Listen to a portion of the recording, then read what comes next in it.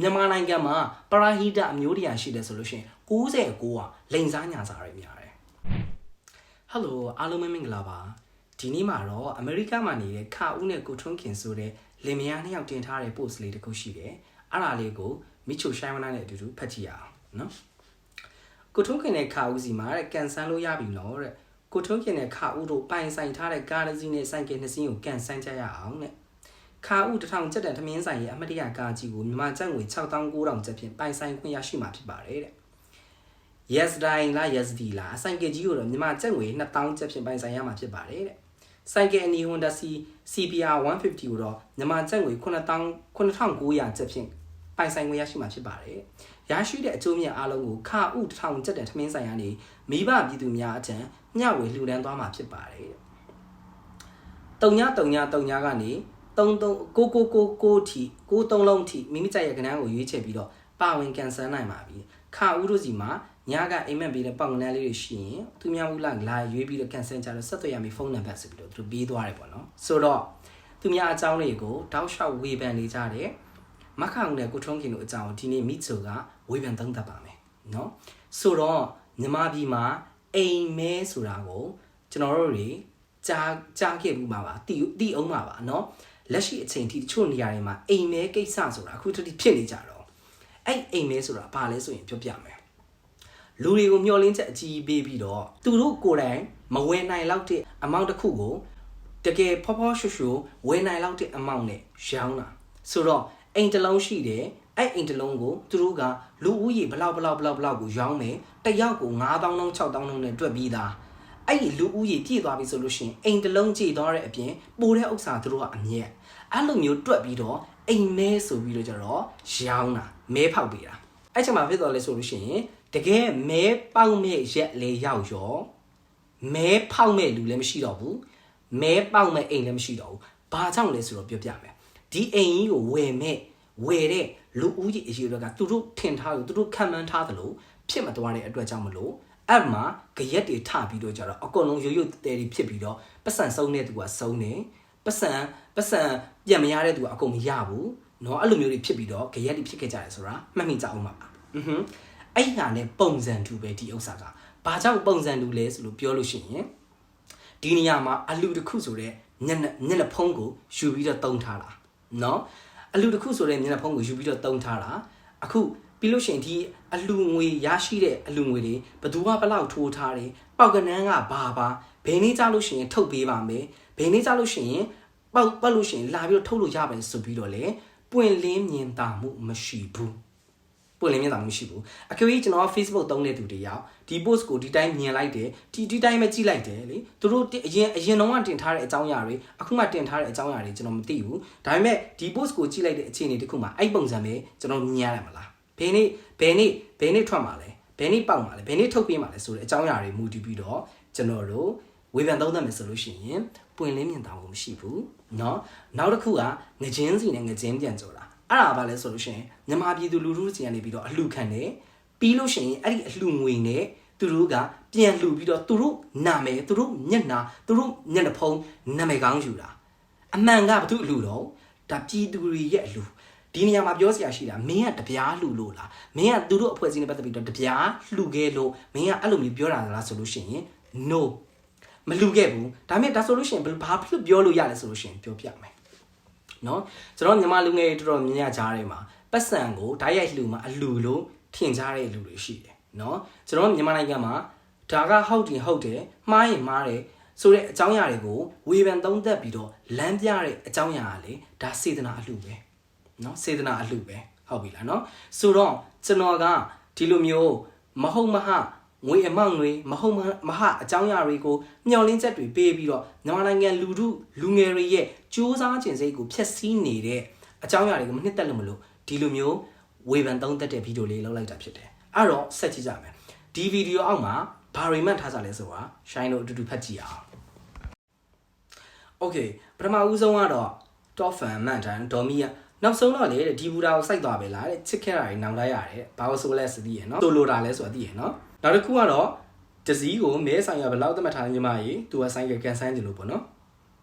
လှုပ်စားပါပဲတဲ့နော်နောက်တစ်ယောက်ကမှန်ထားတယ်လှုပ်စားပါပဲဆိုတော့အမျက်သိမ့်မရှိပါဘူးဆိုပြီးတော့ ကြောင်ရုပ်ကလေးနဲ့ရှိထားတယ် we know what it means နော်ဘာလို့ဆိုလဲဆိုတာတို့တွေသိပြီးသားပဲနော်ကားမဲ့ဈေးများလာပေါ့တဲ့3000လောက်ပဲတင်တာပါဆိုတော့နော်ဆိုတော့ဒီအကြောင်းအရာကိုသူတို့တွေလောက်လိုက်တာနဲ့ရှိုင်းတို့တွေကခွက်ကလေးဆိုပြီးတော့အုံနောက်ထဲခေါင်းထဲမှာအုံနောက်ရှိတဲ့သူတိုင်းအကုန်လုံးသိတယ်ဒါပါလဲဆိုတာအဲ့တော့ကြတော့မြန်မာပြည်သူလူထုတွေစီကနေပြီးတော့အခုလိုမျိုး Mary လောက်ပြီးတော့ရောင်းနေနော်ပြီးလို့ရှိရင်ပွင့်လင်းမြင်သာမှုလည်းမရှိဘူးဘယ်နေ့ထွက်မှလဲပေါက်ကနန်းကဘယ်အကြောင်းအရာနဲ့တိုက်ပြီးတော့ဘေးမှလဲနော်ပြီးလို့ရှိရင်ဘယ်လိုမျိုးလာယူရမှလဲဆိုတဲ့အကြောင်းအရာတွေအသေးစိတ်ဖော်ပြမထားဘူးပွင့်လင်းမြင်သာမှုမရှိဘူးပြီးလို့ရှိရင်ဒီသူကပြောထားတယ်ခါဥ1000ချက်တန်ထမင်းဆိုင်ဘက်ကိုသူကထည့်မယ်ဆိုပြီးတော့ပြောထားတယ်ဆိုတော့ငကြင်းစီနဲ့ငကြင်းပြန်ကြော်တာနော်ဒီပြည်သူလူထုစီကနေပြီးတော့အလူခံတယ်ပြီးလို့ရှိရင်သူတို့လှူပြီးတော့သူတို့အတွက်သူတို့ကို only ပဲနာမည်ကောင်းယူတယ်ဘာကြောင့်နာမည်ကောင်းယူလဲဆိုလို့ရှိရင်ဟိုတနေ့ကမိချုံနဲ့အခြေအတင်ဖြစ်တဲ့ပွဲမှာနော်သူတို့အထီလက်မှတ်ကြီးပြပြီးတော့မဟုတ်မဟလူတွေကိုမျှော်လင့်ချက်ပေးပြီးတော့ share ပေးပါ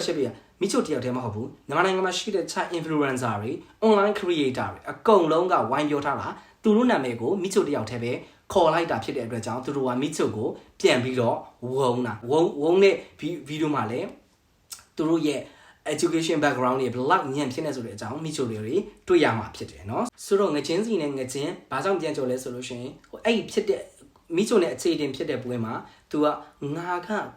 1000ချက်တန်ထမင်းဆိုင်ဖွင့်ထားတာငါလောက်မှပြည်သူတွေကိုမချစ်ရင်နင်ပစက်ကမဟောင်နဲ့ဆိုပြီးတော့အဲ့လိုမျိုးပြောသွားတာပေါ့เนาะဆိုတော့ဒါကပြည်သူတွေရဲ့အလူပြည်သူတွေရဲ့ချွေးနေစာပြီးလို့ရှိရင်ငွေထွက်ငွေစည်ရင်းတွေအင်းတွေ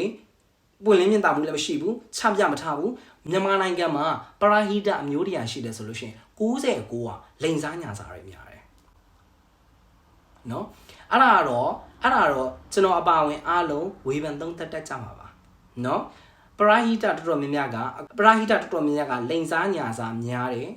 ကိုအကျိုးစွန့်ပြီးတော့လုပ်တဲ့ပရာဟိတဆိုတာနော်အဲ့ဒါခေါင်းထဲမှတ်ထားပြီးလို့ရှိရင်အလူတစ်ခုလုပ်တယ်ဆိုတာကကိုယ်စိတ်ထဲမှာလှူခြင်းတဲ့စိတ်လှူခြင်းတဲ့အခြေအနေလှူနိုင်တဲ့ငွေအမောက်အဲ့လိုမျိုးအခြေအနေအကုန်လုံးနဲ့တိုက်ဆိုင်ပြီးတော့လှူတာမှအလှူမြောက်တာနော်နောက်တစ်ခုက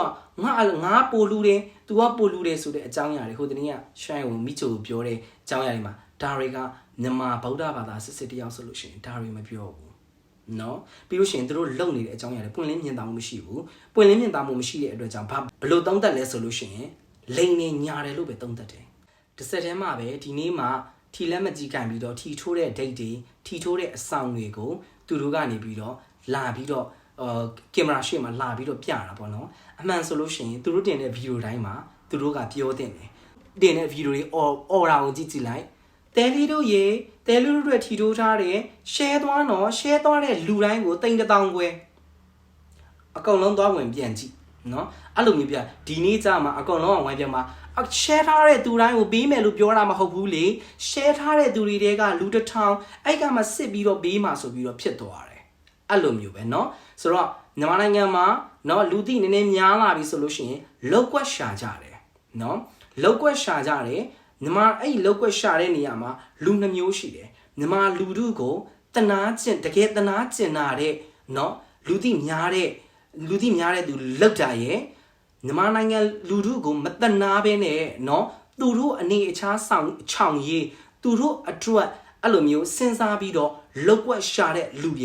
နှမျိုးကွဲသွားတယ်အဲ့ဒီနေရာမှာကျွန်တော်တို့မြန်မာနိုင်ငံသူနိုင်ငံသားတွေအနေနဲ့လူငယ်တွေအနေနဲ့เนาะခေါင်းထဲမှာပါတဲ့အုံနောက်ကိုတုံးတက်ဖို့လိုမယ်အဲ့ဒီတော့ကိုခေါင်းထဲမှာပါတဲ့အုံနောက်ကိုဘယ်လိုတုံးတက်ရမလဲဆိုလို့ရှိရင်သူများပြောမှာဟာဒါကြီးတော့လိန်နေရကွာဟုတ်လားဒါကြီးတော့လိန်နေရလားသူများပြောမှလိန်နေဆိုတာ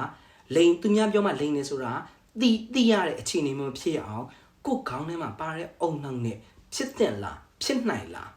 ဒါကြီးကဖြစ်နိုင်ချေရှိလို့လားဆိုတာကို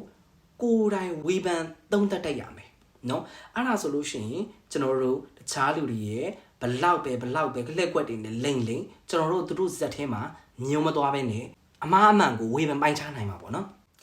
ဒါတောင်မှရှိုင်းတို့က line ပေါ်မှာမြင်ရတဲ့အကြောင်းအရာတွေကိုပဲဝေဖန်သုံးသပ်တာเนาะမမြင်ရတဲ့အကြောင်းအရာတွေဘာတွေဘလို့ရှိနေမလဲဆိုတာရှိုင်းတို့မိချိုတို့တွေမသိဘူး ဒါကြောင့်မလို့ဒီနေ့ကနေစပြီးတော့ဘ